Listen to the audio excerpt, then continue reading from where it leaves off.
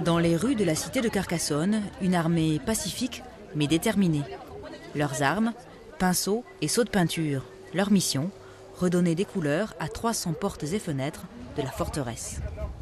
Où es-tu où te trouves-tu là? Dans le château et je récupère des gens pour venir. Bon, on a les 4 portes à faire à l'intérieur de la tour Carbonel. C'est compliqué parce qu'il y a beaucoup de ferrures, donc on fait attention de ne pas les peindre en fait. Sinon ça se passe bien, hein. La peinture accroche bien, donc il n'y a pas de souci. J'ai pas une très grande expérience de la peinture, mais ça va. Puis ça rend bien en plus. Cette peinture est fabriquée un peu plus loin. Pas question de mettre n'importe quoi sur un monument historique. La recette date du Moyen-Âge.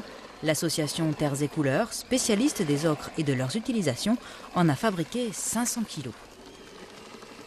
On a adapté une recette pour la mise en peinture de la cité, une recette qui est traditionnelle, qui est utilisée depuis longtemps, à base d'huile de lin, de farine, de savon de Marseille, d'eau et surtout d'ocre.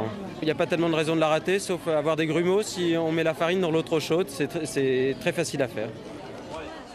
On a choisi un ocre qui est assez proche de celle qu'on aurait pu trouver dans la restauration souhaitée par Viollet-le-Duc. L'objectif est d'abord de voir ce qui est visible de l'extérieur pour qu'il y ait une harmonisation le plus complète possible. Et puis, comme on peut, aussi de l'intérieur pour certains espaces. Parmi la centaine de bénévoles, peintres d'un jour, voici le commando d'élite. Pour eux, les fenêtres les plus hautes et les recoins interdits au public. Jean-Louis Pourclem, on aura besoin de peinture tradie pour la Narbonnaise. En quelques heures, sans que ses visiteurs ne s'en rendent compte, la cité de Carcassonne a retrouvé un peu de son lustre d'antan.